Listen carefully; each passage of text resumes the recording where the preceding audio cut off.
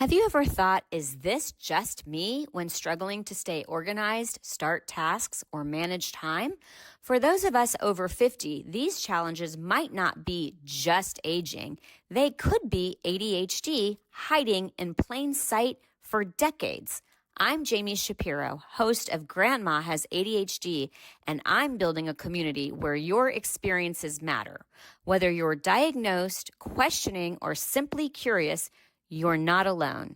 Our Facebook group is filled with vibrant, understanding people over 50 who share their stories, strategies, and yes, even their struggles, with plenty of laughter along the way.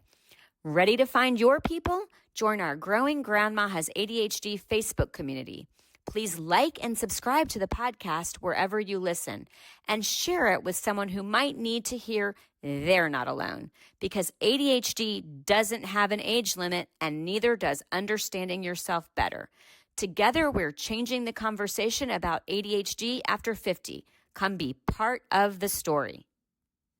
Hi, I am back with another episode of Grandma Has ADHD. And just like all of them are special episodes, this is an especially special episode because we have a return guest who actually, as soon as we did the podcast, asked if she could do it again. And given that she is one of my favorite cousins and I was the flower girl in her wedding, I could not say no, but she is not only a family member with ADHD, she is a grandma and a therapist. And she felt like there was a lot that she didn't say. And so when she asked, I said, of course. So welcome, Dr. Jane Rosen Grandon, or as I like to say, Cousin Jane, or the Zoo Wrangler. Hi, Jami. Thank you for having me back on. I appreciate it. Yeah, I'm so happy. First of all, I have to tell everybody why I call you the zoo. So growing up, Jane always had like a bazillion animals in her house. And even as a young child, I was creative and started my letters to her, Dear Zoo. So that is my special nickname for her. And her special nickname for me is Jamila. I think you're the only person who calls me Jamila. When Brian tried to use it, and I said, absolutely not. I cannot have you calling me Jamila. That doesn't feel right. Feels icky. Well, good. So first of all, if you guys have not heard the first episode where I introduced my cousin Jane, I will share that she is an author and a therapist who went back to school in her 40s to get her PhD. She's quite impressive. And one of her specialties is marriage and the family.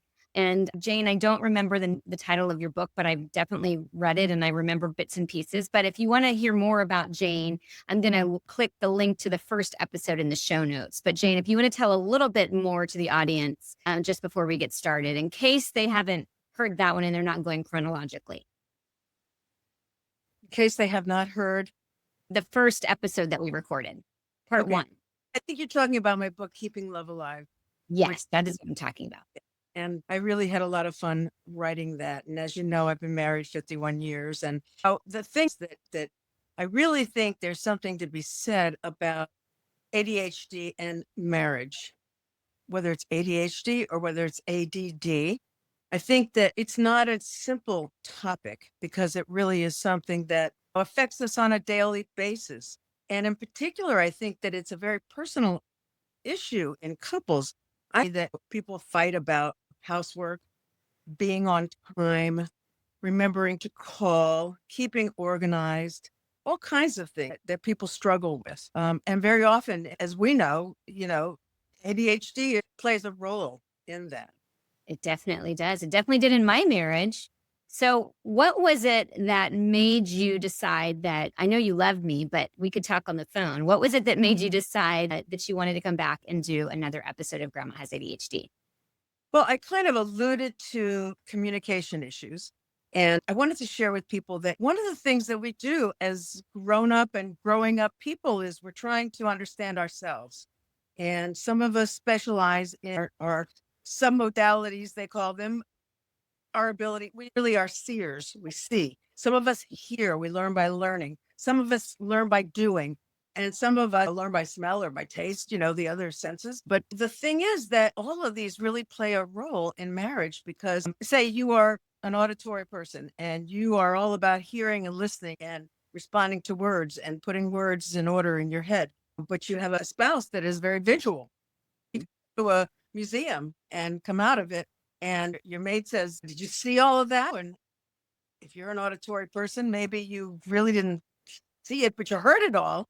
You heard. So we have these really basic differences, and we can have the same experience with our spouse and have completely different takes on things. And so when it comes to things like housework, when it comes to things like staying neat, when it comes to things like cooking or preparing things or keeping things organized, it's really important to understand how we specialize. What are our special powers?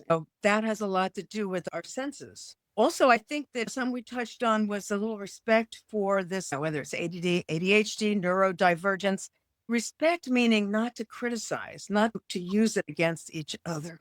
And I find that happens a lot, is that certainly in unhappy couples, if there's a diagnosis that becomes known, it can become weaponized, or it can become the greatest asset you ever had, so that you finally understand what's going on. Absolutely. I have the benefit, I guess you can say that. I have two long-term relationships. One is before my ADHD diagnosis, and the other is after my ADHD diagnosis. And, Jane, I actually would call you and ask for advice. I was married for 15 years, and you notice I haven't called you for advice this time, right? True. And we've been together for 5 years, lived together for 2. And the difference is, and now I have an understanding of what my limitations are. And like, for instance, one of the things that I noticed in my marriage was that I had a lot more energy than my partner, who was the same age as I was. And I remember there was a battle for us because he could not keep up. And I thought he was lazy, and he thought I couldn't give him the quality time that he needed because I couldn't sit still. And now in this relationship, we recognize that we have very different energy levels. I'm actually fine type. I have hyperactive ADHD as well as an attentive. And I realize that I am probably not going to find a partner who can keep up with me. And so now we just know each other's energy levels, and I let him do his thing and he lets me do mine. And that's not an issue. Also, just housework. I could never keep it together in my marriage. And I always felt like I was like juggling so many balls and dropping so many balls. And that definitely took its toll on the way that the household ran. And now I'm much more aware of what my limitations are. I'm trying not to bite off more than I can chew. And I'm asking for help. I also have a partner who is acknowledging that I need the help, and he's not making me feel, to your point, bad about it. Mm-hmm. Right. And we have all different levels of cleanliness, but I think especially, as you say, we really need help. Many, many years ago, people didn't have 2 and 3 jobs that they were working, or a full-time career and children and getting those kids to school and all the other kind of things that people have to juggle these days. And it might have been possible to get it all done, but now it is quite difficult. And the thing is that we're also battling on the other side of this burnout. People getting just burned out from having too many things to keep up with. So very often it comes across as, you just don't want to do it, or you just can't keep up with your life, eh? And it's highly critical, and it really leads to a lot of defensiveness in relationships and lack of understanding, but people need help. I'm all about people hiring extra people to help them out in their lives. I want to do that. And yet we're really juggling a lot of balls in the air. We really are. And I would also say that I'm sure that for the partner that doesn't have ADHD, there's a frustration feeling like they have to kind of take on the role of parentification because their partner maybe isn't carrying their weight. They've asked them to do something, and then that person isn't trying to ignore them. I mean, for me, I just, out of sight, out of mind, I would forget. I mean, we had to have a system in place for, if you want me to do it, it needs to go on this to-do list in this place, right? Exactly. The old honey-do list, Correct. so So we're I make a list, but we also say please and thank you. And I appreciate that you did that and all these things. Mm-hmm. So I have a question for you. I am frequently asked, because I do a lot of downsizing presentations, or as I like to call them, right sizing, because that's a more appropriate term. If a couple comes and you've got one of the two people who is driven crazy by the clutter. And what I always tell people is we do have different clutter tolerance levels, but what would you as a marital therapist advise a couple to do when they do have such different clutter tolerance levels?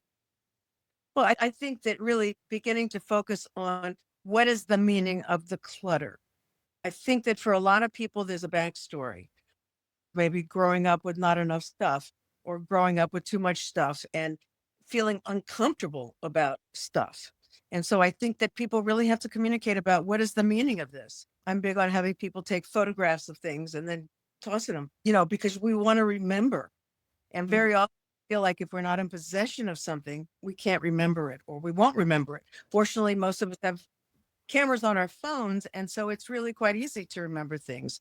But I think that also for folks with ADHD, there is a concern about out of sight, out of mind, not remembering things, not Mhm. having what they need and feeling a little panicky about that. Mhm. I would also say, you didn't bring it up, but it's important to note that not only do we have a different attachment to things, but our accumulation patterns might be based on getting excited about a project, buying everything for that project, moving on to the next project. Or in my case, I would spill something and I'm like, oh, that's not what I'm doing right now. I don't want to go back and pick it up because I'm doing this. And when we have ADHD, we tend to our hyper focus also means that we don't like to transition. So if I'm doing this, don't ask me to do Y, right?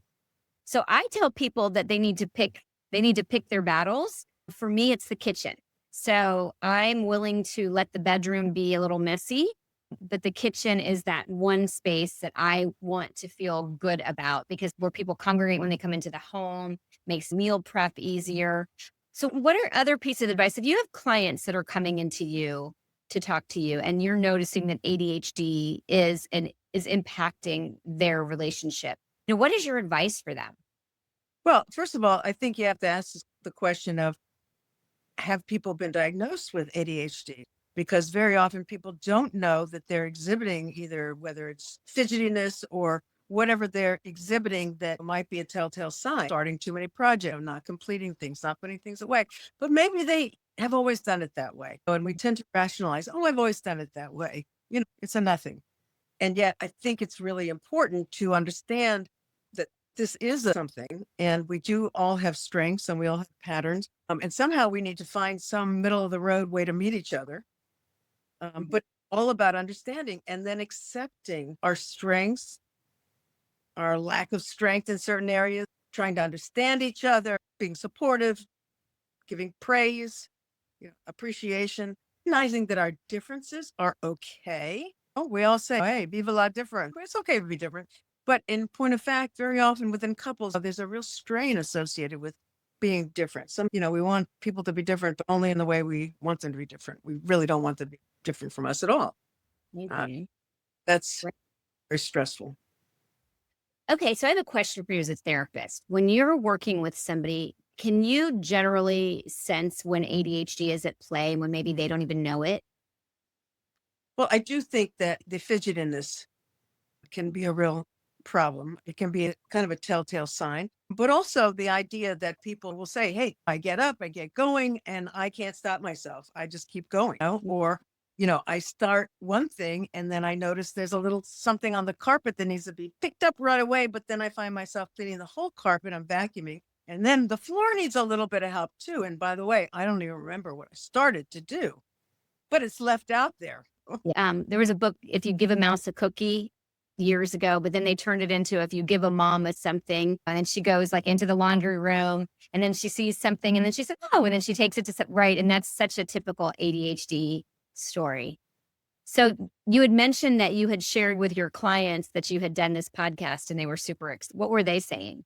Very excited. First of all, because so many people have been diagnosed later on in life or are just coming to the point where they're saying, can you assess me for ADHD? I mean, I've Mhm. done that over the years, and people already are well into their careers and they're well into their lives.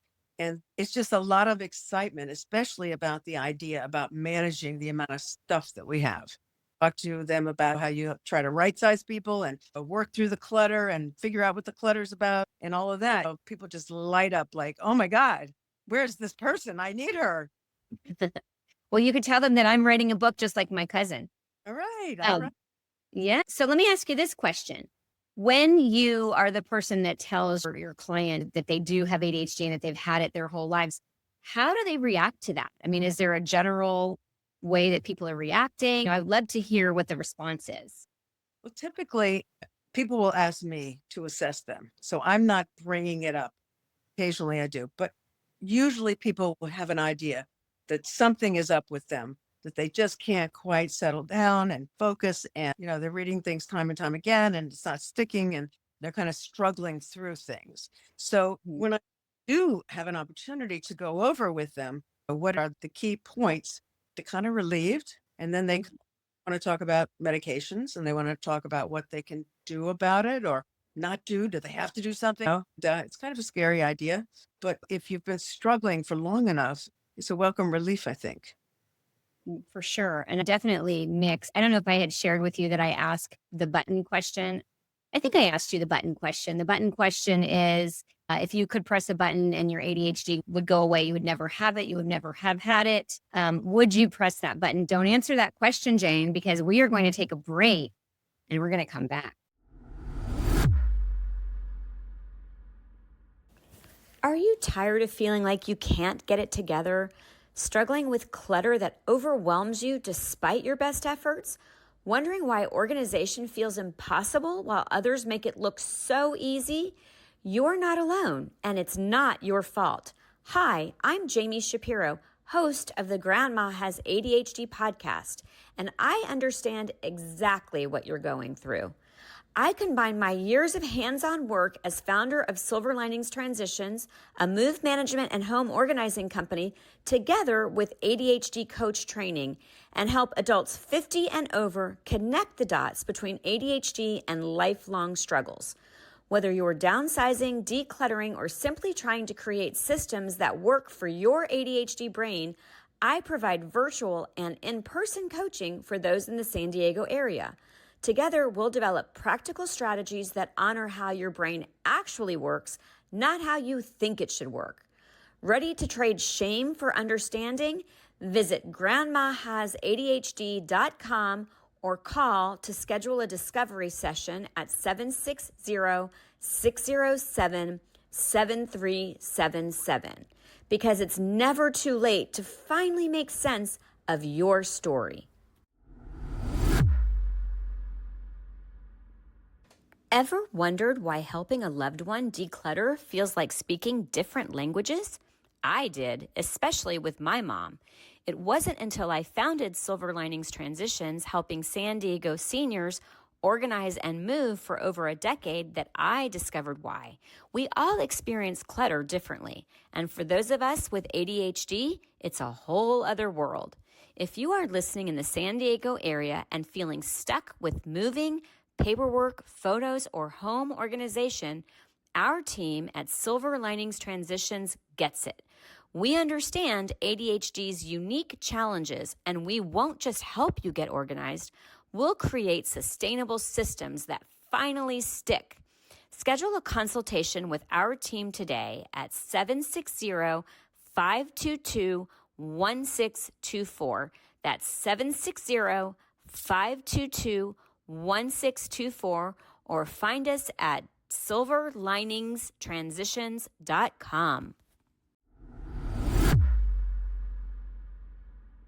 And we are back with Dr. Jane Rosen Grandon, who is also a favorite cousin of mine. And Jane, the button question. I asked you before the break if you could press the button that would have taken away your ADHD so that it never existed. Would you press that button? Sometimes I would say yes. Sometimes I would say no. We've talked a little bit about the fact that I enjoy the energy. I don't enjoy the struggle. I don't enjoy getting in my own way. And I don't enjoy having to be so mindful about what it is I'm doing at every moment so that I can stay on track. I go back and forth with that one. But you did not answer the question that I asked you, Jane. Okay. I asked you, would you press it or not? So you have to decide if the good outweighs the bad. Does the good outweigh the bad? Well, I don't know. I honestly do not know. I really have taken this question and turned it inside out for myself. I don't know. And the reality is we can't change it anyway. But I will say, and you tell me this as a therapist, I have heard that one of the natural tendencies of people with ADHD is to be curious, and that being curious as we age is actually a trait that will help us age better. Am I making that up, or would you say that that's true? I think that's probably true. Okay. I like that. I like the curious factor. See, I I love it. enjoy a lot of the things that go along with ADHD, the hyperactivity, but not taking it to the point of being manic. That's a whole game. And really important, I think, to be self aware, because otherwise we can really set ourselves up for some mess. Sure. I will say one of the best things that has happened for me since I have learned that I have ADHD is the awareness that forgetting is inevitable. Like, you think I'm definitely going to remember to do this. And now I set myself up for future, Jami. And just before our podcast, I got a call for work, and we keep a list of everybody who calls in. And I knew that I had to get on this podcast, but I also knew that if I didn't record that conversation, it was going to be gone. And so I took the time, which I didn't want to do because it was distracting me from what I was trying to do, getting online with you. And I paused and I entered that information. And that is setting me up for success. And that's been a huge game changer in terms of my own ADHD discovery. And then, of course, that voice in their head. That's definitely one that I have learned is very big for those of us with ADHD, because we're always getting those messages like, what's wrong with you? Why can't you get it together? Are you lazy? Why are you always losing things? I know for me, and you knew me as a child, the description was too much. I was too much. And it's really hard to feel like you have to tone yourself down to get people to like you. Right. And so then you have this voice in your head, like, oh, am I being too much? Or analyzing everything that gets said. And no wonder we have so much anxiety. That's absolutely true. Because I do think that people take a certain liberty with talking about people, whether they are very active or whether they are curious, and turning those into bad things, especially with, oh, this child's overactive or this child is hyper. And so there's a lot of criticism that kids hear about themselves. And I think that can be very self limiting. Kind of alluding to, though, also is the idea of multitasking and how that just is kind of a no go at this point. I think a lot of people, especially with attention issues, are realizing that is really setting yourself up for failure as well. And how important it is to kind of slow ourselves down and really just do one thing at a time, or make notes so that we don't forget about those other things that we really need to get back to.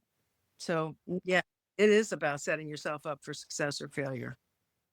One of the ways that my hyperactivity showed up, and I didn't even realize it until I completed ADHD coaching, is that I would overschedule myself, partly because I was hyperactive and I needed to keep energized and going, but partly because I had a hard time prioritize what I should be doing. I didn't want to miss anything. And that was taking a toll on my relationship as well, because I wasn't home for dinner most nights. And I was just never like kind of putting the day in a box and being, okay, this is what I could do today. Now I'm going to pause and spend some time. Yeah, that's a really great observation, because so many of us think that the more we do, the better. And especially if we like our jobs and we like our careers, we have some idea that's going to make us happier and our families happier, when in fact it doesn't always work out that way. They kind of see us as oblivious, perhaps, or not caring. And that's kind of the last thing you're trying to communicate. So that's So, another question for you both, as somebody who's been married for 51 years and as a marriage and family therapist. From what I have understood, that the divorce rate is higher among people with ADHD, but you've been married 51 years. And every time I've ever been around the two of you, the energy between you is amazing. And what do you think is the secret? Or maybe not a secret, but I mean, obviously you've had ADHD in your entire marriage. When did you discover that you had ADHD? not until after I had kids, my 30s. But I think that certainly having a spouse that appreciates what ADHD is important. But I think even before that, we had a deep kind of appreciation for the fact that we're all going to have individual differences. And we need to somehow capitalize on those strengths and cover for each other in terms of, if I can't do this well, you take it up. Oh, and if you can, that's great. Oh, we got that covered. That's really important, I think, this teamwork idea, because you do have different strengths. And like I said, maybe one of you sees everything, the other one hears everything. You got a good thing going. But to be able to share getting through this life and getting things covered is really important. I think you guys went into that also. I mean, I just want to point out for people who have seen Jane's name, she hyphenated, and that you were the first person that I ever knew to now, granted, I was 4 years old when you got married, but to hyphenate your name so that you took both names. And Gary did not, though, but your kids did, right? Or no? No, my kids not. Gary takes Rosen Grandon anytime we're talking about the two of us. So he does use Rosen Grandon. And actually, it's on our checking account as Gary Michael Rosen Grandon. Nice. Is really nice. But again, that's kind of like an indicator of respect. Respect for both of our names, whether he uses it every day or not. It doesn't matter. There, it's something to be respected. So what if you're in a marriage now and maybe, the resentment is building up and you're discovering ADHD and its impact in your relationship? What now? Well, I think that in discovering that, you're also going to discover that perhaps you've not been attentive to your mate. That can lead to a great deal of misunderstanding. It can lead to being so busy. Oh, I forgot about sex. Oh, yeah, we're supposed to take time to make love. Well, we want it to be spontaneous, so we'll just wait whenever that happens. I think you can't survive that way. I think that it's really important to put sex on the calendar of your life and develop some sort of a rhythm together so that you're really spending adequate time together. I think that time together is everything. Just not ignoring each other and not ignoring the importance of why we fell in love, why we're getting married, why we decided to live together, why we decided to make a family, is remembering it's the two people. And all of us have different needs. Would you say, and I don't remember if I talked on this in the last episode, but would you say that need for like different and exciting might cause somebody with ADHD to sort of like blow up their marriage because they're looking for drama or they're creating chaos because it's, comfort? Well, I don't know if it's the creating chaos, but I do think that it is possible, certainly, to blow up a marriage if you're not satisfied, if you're not happy. And that really comes back to communicating your needs sexually, communicating your needs for variety, your needs to be stimulated adequately, your needs to be loved and comforted and supported. And so there's just so much that people have to grow together to do. Right. One of the things, like I said, that I remember that you shared with me was that you and Gary had your alone time every day, which used to be the hot tub. Is it still the hot tub? Yes, we do have our daily hot tub. It is a delight. Daily. Okay, what time is it daily? And what do you, not the rated stuff, but what do you do in the hot tub? Well, the time of day really varies. On weekends, of course, it's later. Sometimes I'm working. He'll take a hot tub by himself. But sometimes it's a delightful way for us to be face to face. You think about it, you're in the hot tub, there's only 2 or 3 feet between you. You're speaking one on one. It's really taking time together. It's just like sitting there 20 minutes or whatever, and you're taking time for each other. But it's that attention to each other. That's where I think that attention issues can very powerfully advise us and inform us about the need to give each other attention. I think that's what we need in relationships. I think that's what makes people stray is when they don't get adequate attention. And then they begin to get attention from other people. And gee, that's very compelling. Right, absolutely. But it's interesting. So I'm going to add a part to my book now because I had not considered the inattentiveness of blowing up a marriage. Do you have questions that you and Gary, like do you have a day affirmation or a question, or is it just a natural flow? I mean, again, 51 years of marriage in this day and age is pretty impressive. Thank you. I think that we don't ask each other specific questions except for tell me about your day. And I really believe that at the end of the day, you talked about how do you put the day in a box. I think that we all have a need to debrief, kind of put things on the table and look at them and then put them away. But speaking it to someone else and sharing what the day has actually been like, what you actually did is priceless in terms of our ability to remember, to organize, to understand things, to make sense of things, to talk about things. just to kind of walk through your day. I remember dropping my daughter at school, and I'd say at the end of the day, "So tell me, how was school? What'd you do?" And she'd say, "Oh, nothing." Well, I dropped you off. Like, who'd you talk to? Where'd you go? What classroom were you in? Who's the teacher today? What'd you study first? Say the Pledge of Allegiance. What else did you do? What time was PE? Or what time was lunch? I want to know details. And that kind of gets you in the habit of talking through your day so that, again, you can kind of organize your thoughts and also learn about the other because you've been gone from each other for 10, 12 hours, whatever. That's a lifetime. That's a whole day of stuff that has gone on and really know each other. You kind of have to know those kind of details and be included to feel, to value each other's experience.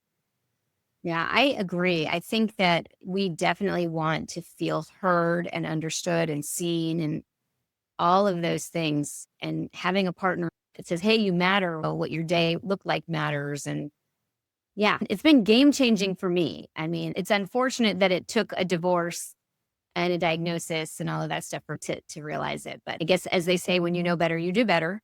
Any other advice that you want to leave our listeners with as we're wrapping up part 2 of the Jami podcast episode?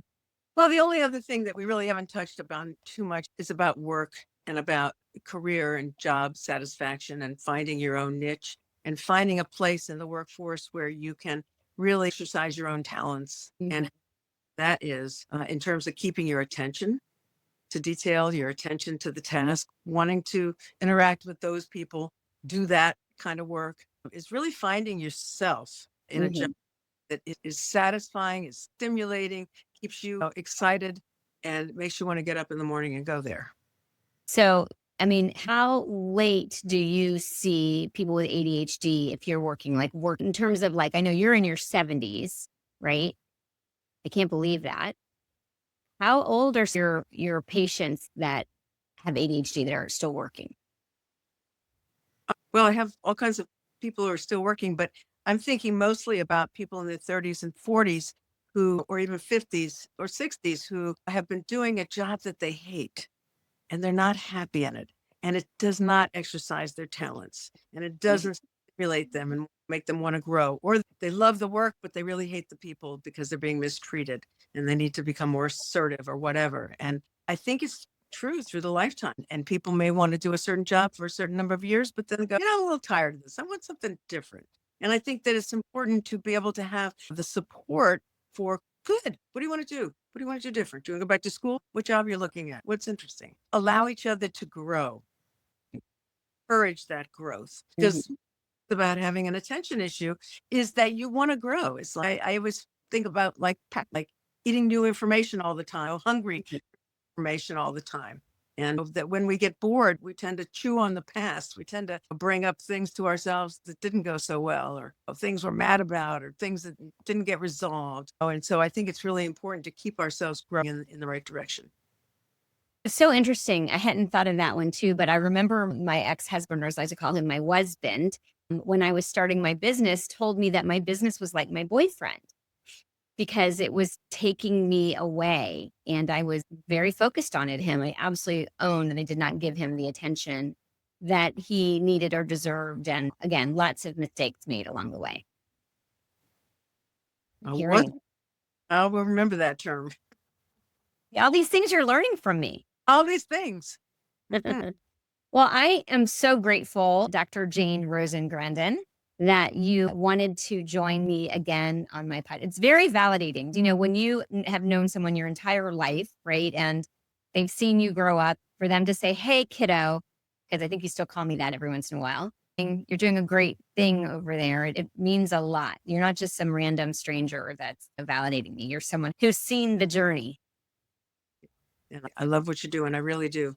I think that more and more I see people who really need help with organizing and managing.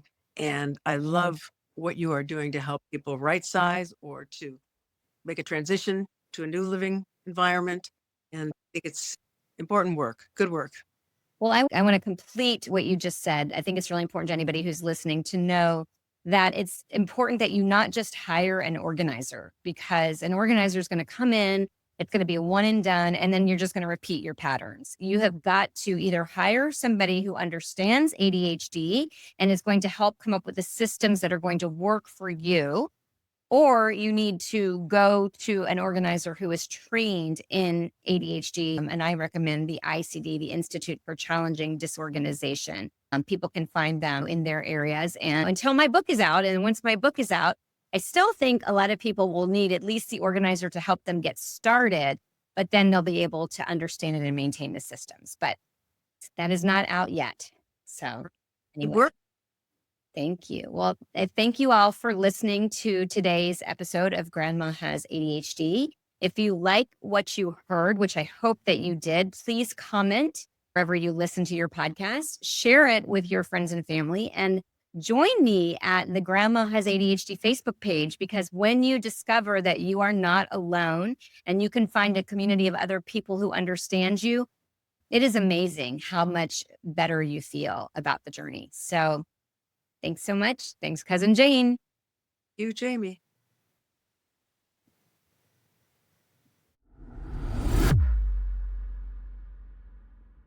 The opinions expressed on Grandma Has ADHD podcast are those of our guests and hosts and are intended for informational and entertainment purposes only. This podcast does not provide medical advice, diagnosis, or treatment. The content discussed in this episode is not a substitute for professional medical advice, diagnosis, or treatment. Always seek the advice of your physician, mental health professional, or other qualified health provider with any questions you may have regarding a medical condition or mental health concern. Never disregard professional medical advice or delay in seeking it because of something you have heard on this podcast. If you think you may have a medical emergency, call your doctor or emergency services immediately. The hosts, guests, and producers of Grandma Has ADHD do not assume any liability for the content of this podcast. Listen at your own discretion.